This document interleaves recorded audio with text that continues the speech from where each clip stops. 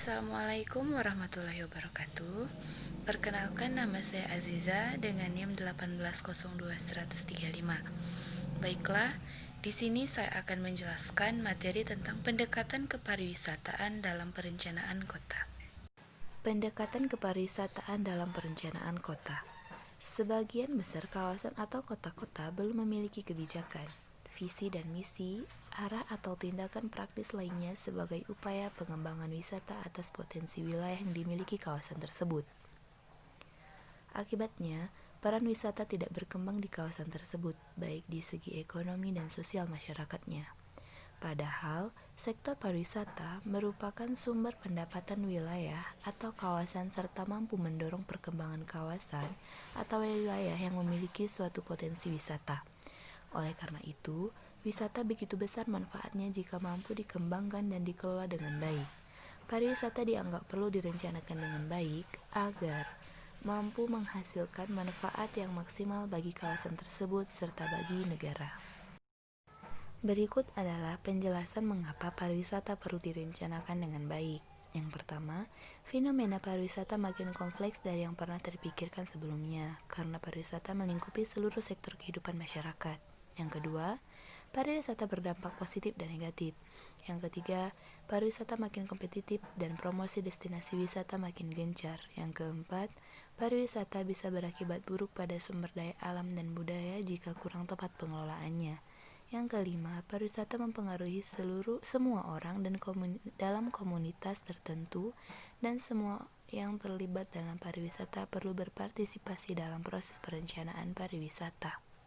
Berikut adalah dampak kawasan wisata tanpa perencanaan. Yang pertama, dampak fisik. Kawasan menjadi tidak tertata dan seringkali banyak bangunan terlantar, serta kekumuhan yang muncul sehingga mengurangi daya tarik kawasan wisata tersebut.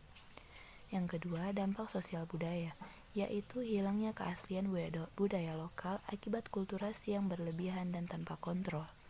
Yang ketiga, dampak pemasaran yang berlebihan, yaitu terjadinya ketidakefisienan pemasaran yang dilakukan oleh berbagai pihak tanpa koordinasi yang baik. Yang keempat, dampak pengorganisasian yang kurang serta dampak lainnya. Tingkat perencanaan pariwisata.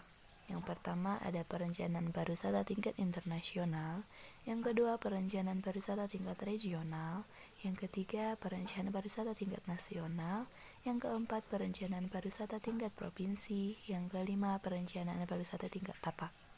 Perencanaan pariwisata tingkat tapak terbagi menjadi dua. Yang pertama itu tingkat perencanaan atau spasial geografis, dan yang kedua tingkat perencanaan atau organisasi, institusi, dan peranata.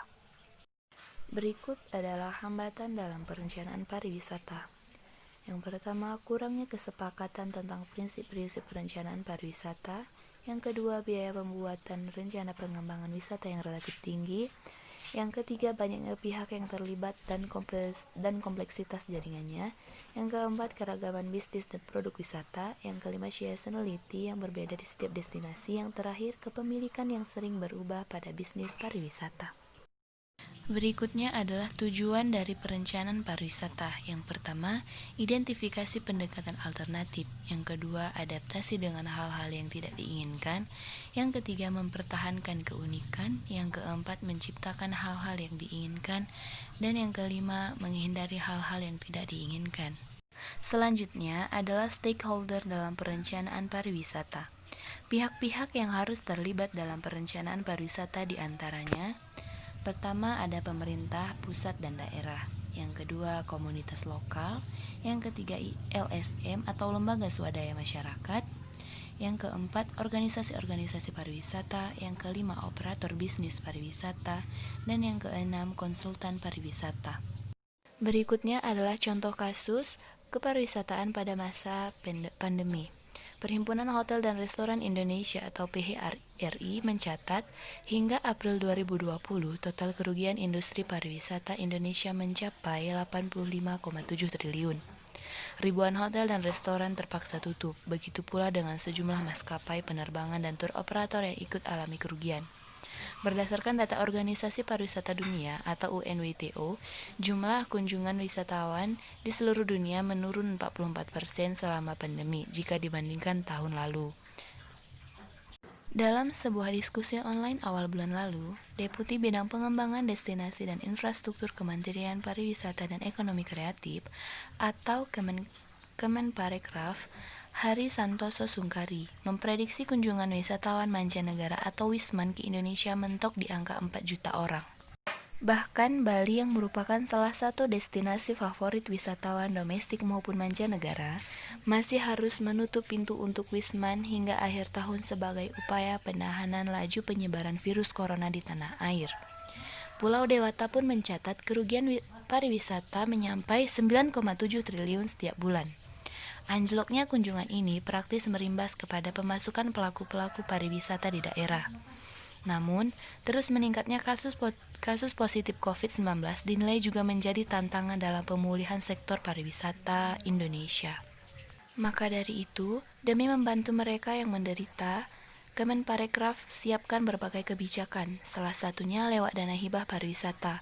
Selama pandemi, Bali catat kerugian pariwisata mencapai 9,7 triliun setiap bulannya. Destinasi New Normal. Berdasarkan panduan UNWTO, negara-negara yang selama ini menggantungkan pendapatannya melalui sektor pariwisata harus mulai mengembangkan visi pariwisata berkelanjutan. Hal ini penting karena destinasi wisata yang mengembangkan visi ini dianggap mampu terus berlanjut meskipun ada tantangan, tak terkecuali di saat masa pandemi.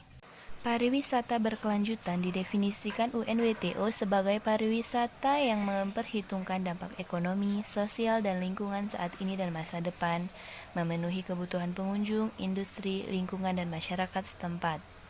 Panduan UNWTO juga menganjurkan negara-negara saat ini untuk fokus kepada pasar turis lokal hingga nantinya destinasi wisata siap sepenuhnya dibuka untuk pasar yang lebih besar, yakni Wisman. Hal ini pun diamini oleh Taufan. Ia mengusulkan pemerintah untuk mengembangkan destinasi wisata dengan protokol kesehatan yang ketat. Sekian materi yang dapat saya jelaskan. Lebih dan kurangnya saya mohon maaf. Terima kasih atas partisipasi ke teman-teman. Saya akhiri. Assalamualaikum warahmatullahi wabarakatuh.